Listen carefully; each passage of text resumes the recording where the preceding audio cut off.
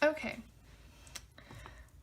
we are going to be working with acrylic paints. Acrylic paints are different from watercolor paints because they do not need water to be activated, and they are thicker and richer in pigment.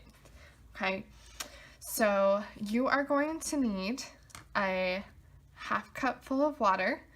Remember, we don't fill it to the top or else it might tip over, and then we have more water to clean and it creates more of a mess. So just half a cup of water is perfectly fine. A paper towel or rag. Your primary colors, which are red, yellow, and blue, and then white and black. Okay, so either on a sheet of paper or in your sketchbook, because once it dries, we will be gluing this into our sketchbooks, you are going to start to label the parts, okay?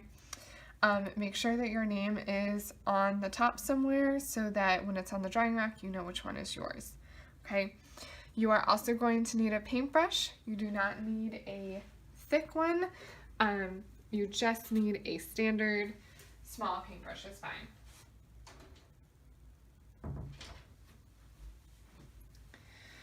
Okay, so to begin, we're going to start by kind of labeling our primary colors. So I'm going to get some red and just make a little dash of red. Now, same thing with the watercolors. You want to rinse your brush off when you're mixing colors. When you're switching between colors, not mixing. So I'm going to circle at the bottom of my cup. I'm going to do a tap and touch. So I'm going to tap my cup, touch my paper towel, okay? And then I'm going to switch to my next color. Okay, same thing. Circle at the bottom of your cup, tap and touch, and pick up the next one. Same thing, rinse it off, circle it at the bottom of your cup, tap and touch. So our secondary colors are what our primary colors make when they're mixed together. So when we take red and yellow and mix those together, we get orange. When we mix yellow and blue together, we get a green. And when we mix red and blue together, we get a violet. Depending on the pigment of the red, sometimes you will get more of a burgundy, and that's just the way the pigment is made when it's mixed with blue. So sometimes to get a better violet, you might actually have to substitute the red for a pink. Okay. All right, so let's get started. So I'm gonna make a green, so I'm gonna take a little bit of yellow and put it into another section on my palette. Now notice how much paint I have. Very, very little paint. A lot of paint goes a long way. You really don't need a lot. And plus, the more paint you get, the more paint we have to throw away at the end of class, so it becomes wasteful. So now I'm going to pick up blue. Now be mindful that the blue is much darker than the yellow, so I want to make sure that I'm picking up a tiny bit of blue and mixing it in with my yellow, or else the blue is going to overpower the yellow and it's just going to keep mixing and making the same color. So I'm going to get a little bit more yellow here, and I'm going to get just a dab of blue.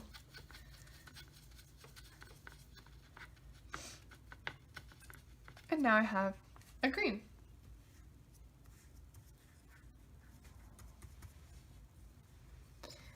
So circle at the bottom of my cup, tap and touch, and then move on to our next color. So I'm going to pick up some blue, oops, and then some red.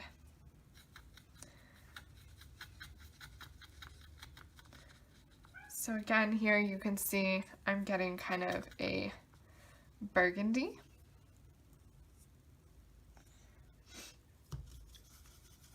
So it's definitely a dark purple.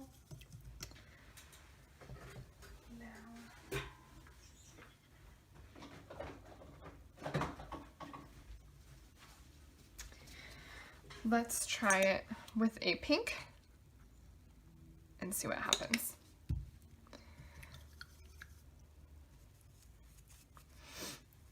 So pick up some blue, pick up some pink.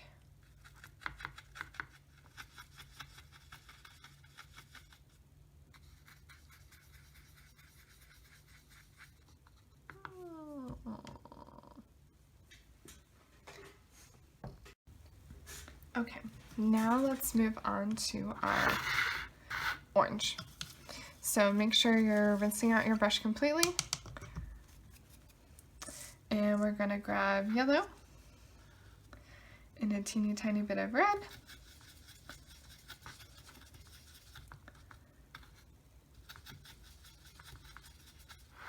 To create our orange. Alright, now to make lighter and darker versions of these colors, you're going to take the hue plus white to create a tint, which is actually the lighter color, not the darker color. So don't think a tint on like a car where it's darker, it's actually the opposite of that, okay? And a shade is the darker, okay?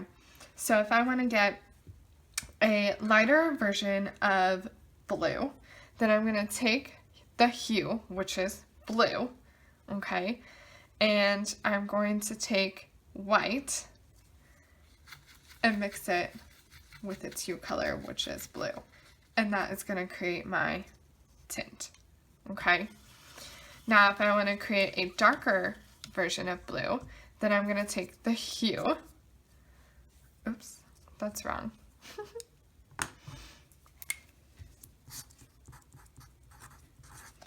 I'm going to take the hue plus black, so blue, again, and then a teeny tiny bit of black, because remember black is darker, so the more black you add, the darker that's going to be, and it's going to be harder to go back and make that lighter.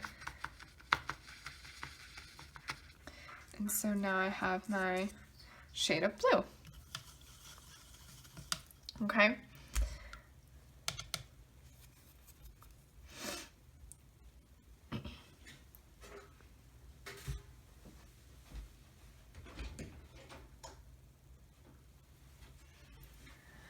Okay, now when you want to mix or blend colors, there are a few different ways that you can do this, and I'm just going to do a few.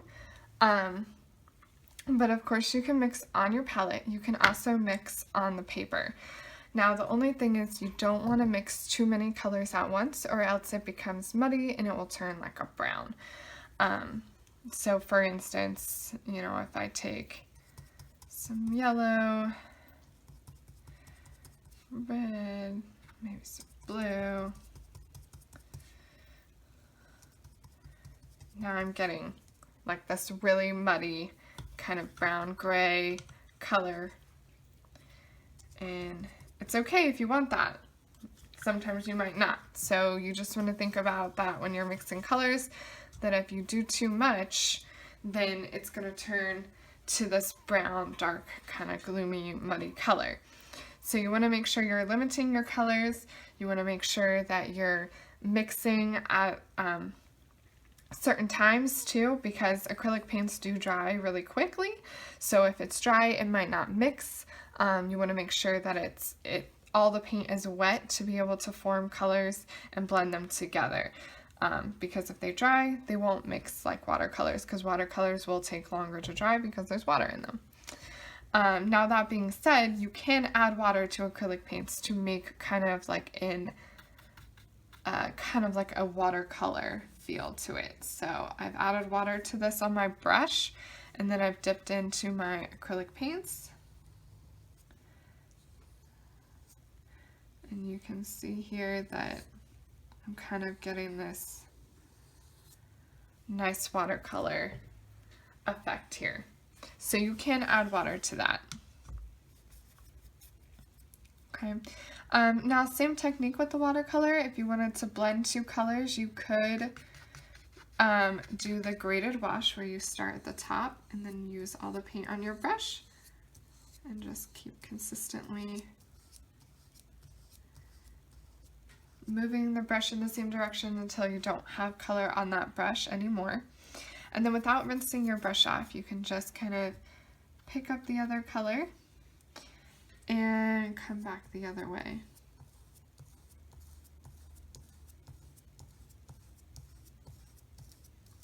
And now I'm getting kind of a green in there. Okay. You can also do a wet on wet blending.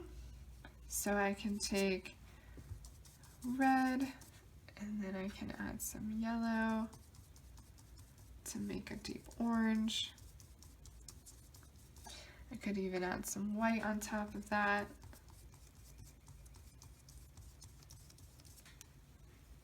Okay, so I can mix on top.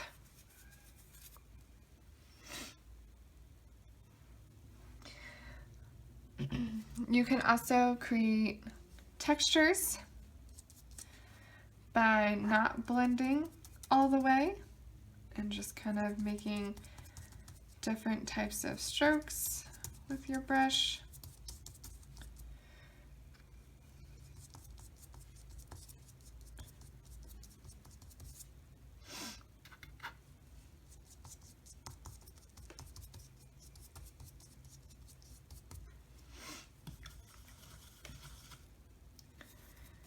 You can also do etching. So you can lay down the color, you can use the back of your brush and then take away some of that paint.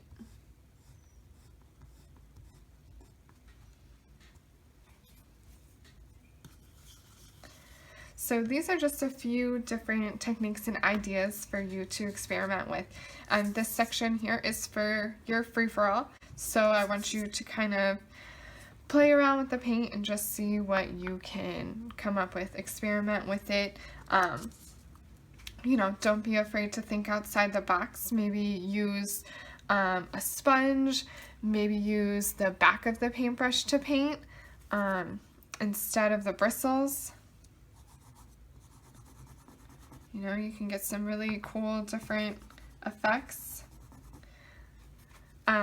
Maybe using a paper towel, your fingers, the tip of an old pencil, a rag to create some textures. There's definitely a whole bunch of different avenues that you can go with this. There are a million different ways that people have experimented and painted with paint, or, you know, their fingers, or a leaf, or an eraser. So take this time to just kind of have fun with this section.